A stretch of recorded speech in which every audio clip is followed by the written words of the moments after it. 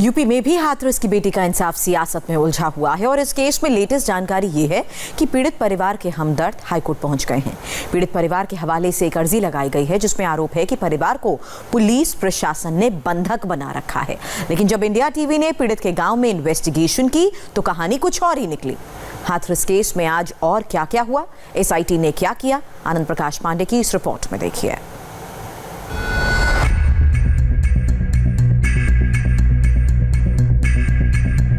क्या पुलिस का ये पहरा हाथरस पीड़ित के परिवार को घर में कैद करने के लिए है?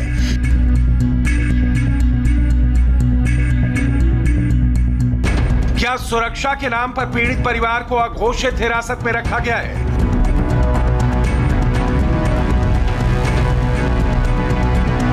सवाल इसलिए क्योंकि हाथरस केस को लेकर पॉलिटिक्स फुल ऑन है।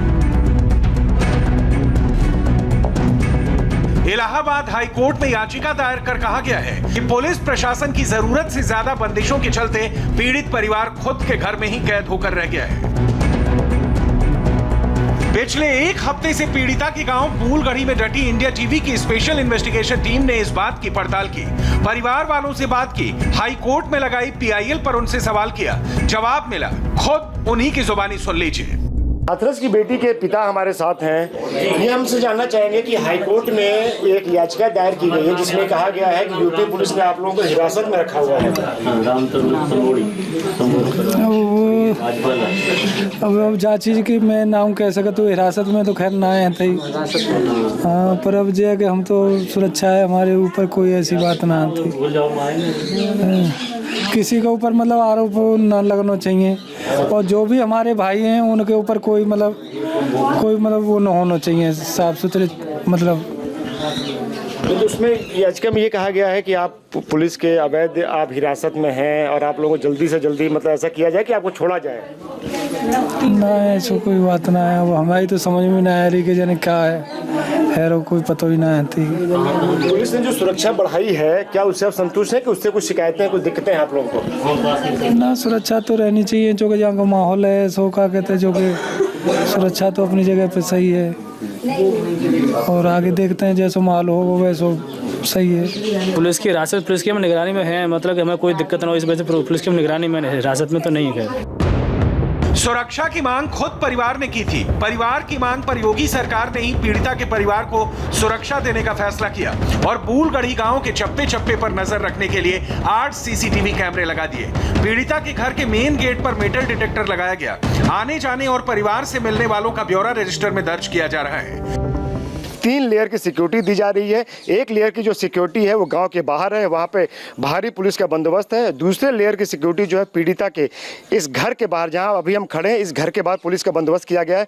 और तीसरे लेयर की सुरक्षा पीड़िता के जो माताजी हैं, पिता हैं, भाई हैं, उनके साथ पुलिस के 2-2 जवान शैडो की तरह लगाए गए हैं जो 24 घंटे उनके साथ रह रहे हैं। इसके अलावा पीड़िता के घर में ये सीसीटीवी कैमरे भी लगाए गए हैं। करीब 8 सीसीटीवी कैमरे यहाँ पर लगाए गए हैं और इस सीसीटीवी कैमरे के जरिए इस पूरे घर की निगरानी की जा रही है कि कहीं कोई इस माहौल का अनुचित फ़ायदा न उठा पाए, क्योंकि जब से ये घटना हुई है तब से तमाम संगठनों के लोग, पॉलिटिकल पार्टीज़ के नेता यहाँ पर आ रहे हैं, पीड़िता के परिवार से मिल रहे हैं, उनका दर्द बांट रहे हैं। तो ऐसे में इस मौके का फ़ायदा उठाकर कोई गलत फ़ायदा न उठा ले और किसी तरह का कोई खतरा न पैदा कर दे, इस लिहाज से ये सीसीटीवी कैमरे लगाए गए हैं। और इस सीसीटीवी कैमरे की जो फीड है एक कंट्रोल रूम के जरिए लगातार मॉनिटर की जा रही है। हाथरस के पुलिस प्रशासन का कहना है कि सुरक्षा के इन इंतजामात के मकसद परिवार की सुरक्षा, बाहरी लोगों की साजिश पर लगाम लगाना और पीड़िता को इंसाफ दिलाने का है। हाथरस केस का संपूर्ण सत्य आए, इसके लिए एसआईटी को जांच के लिए 10 दिन का और वक्त मिल गया है। हमने घटना स्थल का निरीक्षण किया था और शमशान जो है वहाँ पे भी गए थे, जहाँ पे जो है मृतका का शव जलाया गया था। ये सब हमारी जांच का पार्ट है, उसमें कोई मिलने या वो जो है वो इन्वेस्टिगेशन का पार्ट होगा कि वहाँ से क्या मिला है क्या नहीं मिला। बुधवार को एसआईटी की टीम 6ठी बार पीड़िता के घर पहुंची और गुरुवार को बूलगढ़ी गांव के ऐसे 40 लोगों को बयान लेने के लिए पुलिस लाइन बुलाया गया था, जो पीड़िता के अंतिम संस्कार के वक्त मौके पर शमशान घाट और उसके आसपास मौजूद थे। जानकारी के मुताबिक 10 लोगों ने आज अपना बयान एसआईटी के सामने दर्ज कराया। एसआईटी ने इन लोगों से 14 सितंबर को जो घटना हुई थी उसके बारे में विस्तार से जानकारी ली।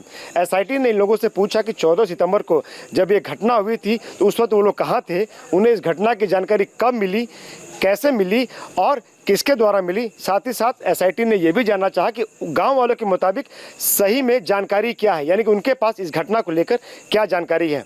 एसआईटी ने लोगों से यह भी पूछा कि जो दोनों परिवार हैं, आरोपी का परिवार और पीड़िता का परिवार, उनके बीच में क्या कोई पुरानी दुश्मनी भी रही है और हाल के दिनों में दोनों परिवारों के रिश्ते कैसे थे। सभी लोगों को बयान दर्ज कराने के लिए नोटिस जारी किया गया था। इनके बयान दर्ज कराने का मकसद सच के करीब पहुंचना है, पीड़िता को इंसाफ देना है। इसी बीच पुलिस ने 14 सितंबर के इस वीडियो को जारी किया है जो उसने मौके पर पहुंचकर रिकॉर्ड किया था। पीड़ित परिवार का दावा है कि बेटी से गैंगरेप किया गया, लेकिन आरोपी पक्ष खुद को बेकसूर बता रहा है। एसपी को चिट्ठी लिख रहा है, लेकिन सच तो यह है कि दरिंदगी की वजह से ही हाथरस की बेटी आज इस दुनिया में नहीं है। उसे इंसाफ मिलना ही चाहिए। रुकेंगे एक ब्रेक के लिए, जल्द लौटेंगे, नजर डालेंगे इस वक्त की हेडलाइंस पर।